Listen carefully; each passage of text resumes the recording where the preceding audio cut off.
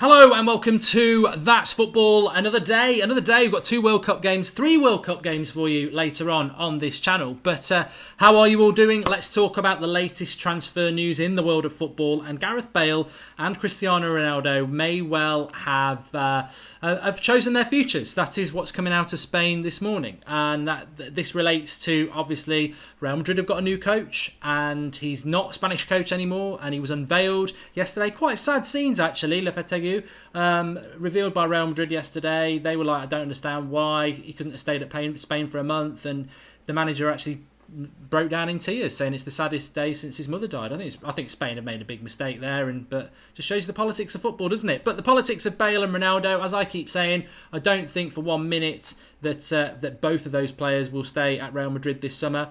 I suppose from day to day it changes. The indication is that some reports are coming out that Gareth Bale will stay at Real Madrid and wants to prove himself to the new manager, whereas Ronaldo wants to go because he doesn't want to play for that manager. No, I mean, it's all conjecture, isn't it? Nobody really knows what the full truth is, but all I can keep saying is that they both won't stay at Real Madrid, and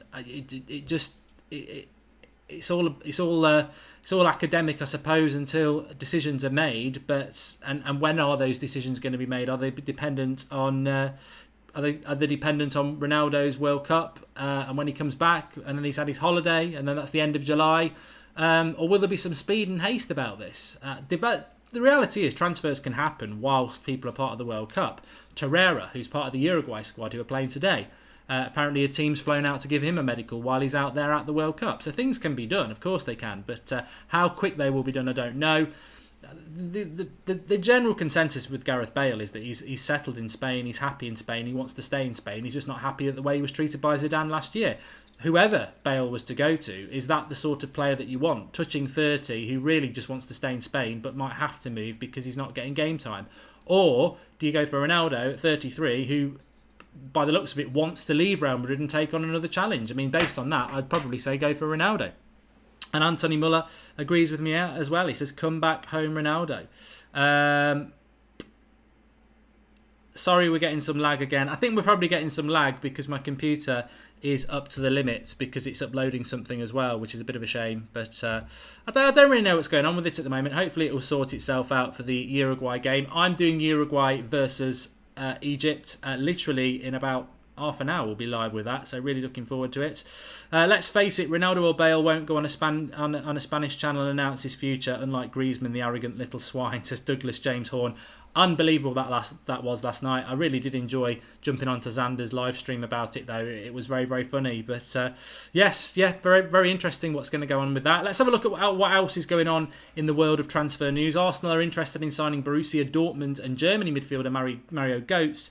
Dortmund want 18 million for the 26-year-old. Everton and West Ham are also keeping an eye on his situation. Liverpool were as well. That's been reported in the Mirror. I mean, 18 million for Mario Götze. He won the World Cup. He scored the winner in the World Cup final 4 years ago. Not part of the German squad this year. So, his stock has dropped a little bit, but 26 prime years, 18 million, it just shows that you can get a bargain out there this summer. Manchester City's Ilkay Gundogan has been linked to Barcelona, which I think is quite funny. I mean, he's not necessarily a first teamer for Man City, but you'd think he would be a good player, an important player for them. The Sun are talking about that, so maybe take it with a pinch of salt.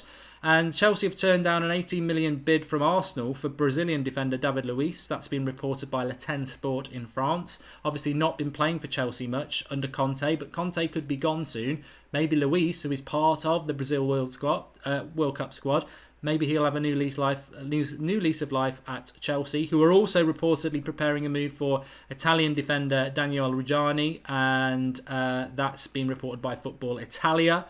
And Liverpool are also after Alex Telles and will battle Chelsea and PSG for the signature of Porto's Brazilian left-back. West Ham and Chris Smalling, I mentioned that on the United Stand last night. And West Ham are trying to make a few moves in this summer. Obviously, Pellegrini's their new manager. Felipe Anderson's been linked to them. We've mentioned him before from Lazio, winger. Interesting to see what happens there. Milinkovic-Savic to Juventus. We're speaking about that on the United Stand this morning. This is an ex-director of Juventus saying that he will be going to Juventus in July, so keep your eye on that.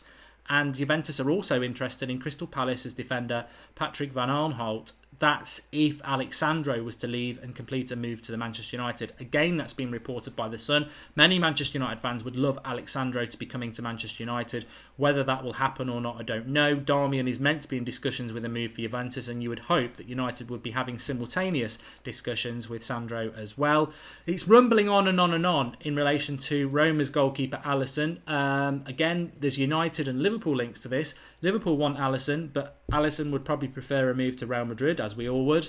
But Real Madrid and Roma are sort of saying that a deal's not done, but then some people are saying a deal's nearly done, which obviously has great ramifications for Manchester United, because De Gea won't go to Real Madrid then, and he'll stay at Manchester United. So the goalkeeper merry-go-round is still static, but could start moving very soon. Arsenal are also looking for a goalkeeper as well. Bernard Leno from Germany has been sort of mentioned with that. Courtois, where's he going to go?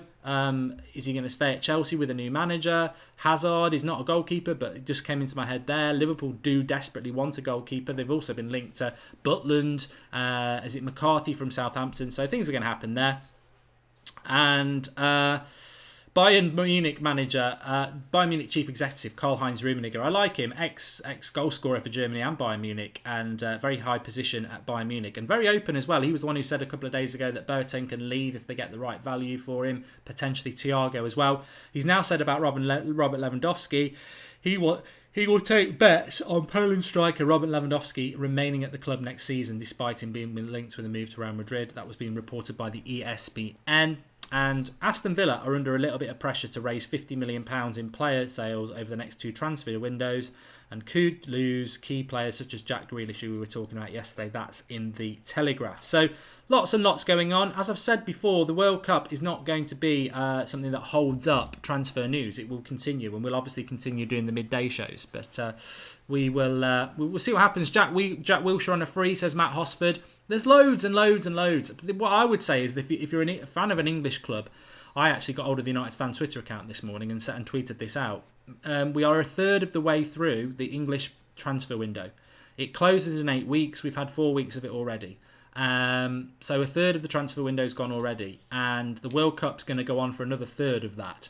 So is everyone just going to wait to the last third of the transfer window to do business? There will be business done over this World Cup, and I guarantee you of that, definitely.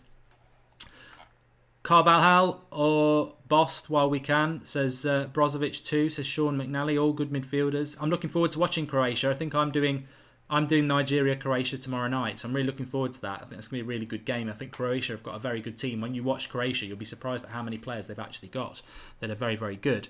Jack Grealish looks like... no, I'm not going to read that, Ryan Owen. And I hope Liverpool sign Butland and Shaqiri after Alisson snubs Liverpool and signs for Real Madrid, and De Gea stays, says Zizou. And Daniel says that YouTube didn't notify me. YouTube's all over the place at the moment in relation to notifications. All I would say is that That's Football, Monday to Friday. We're live at midday. Xander does a show at 7:30 on an evening. But while the World Cup's on, every World Cup game we're doing a watch-along. So I'm doing Egypt-Uruguay. I'm going to be literally live again in about half an hour's time for that. We're also doing Morocco-Iran today, and we're doing Spain Portugal. So 3 watch-alongs on That's Football. So make sure you subscribe, get involved. We're only 30 subscribers away from 34,000 subscribers, which is fantastic. So keep getting involved with the videos. This is a very, very quick show because I'm back live again in about half an hour with Egypt-Uruguay. Really looking forward to that. Salah looks like he's on the bench. If you want to go to that link, you can either go through the That's Football homepage or click the eye in the top right-hand corner. That will take you directly through to that link. So I'll see you there very, very soon. Egypt-Uruguay, second World Cup game. Thanks everybody who joined us for the first game yesterday, Russia against Saudi Arabia. I think the standard's going to go up a little bit today. Lots of good games, and the weekend we're packed with stuff as well. So get involved with the community on That's Football, and I'll see you for Uruguay versus Egypt in about half an hour's time. Thanks for watching.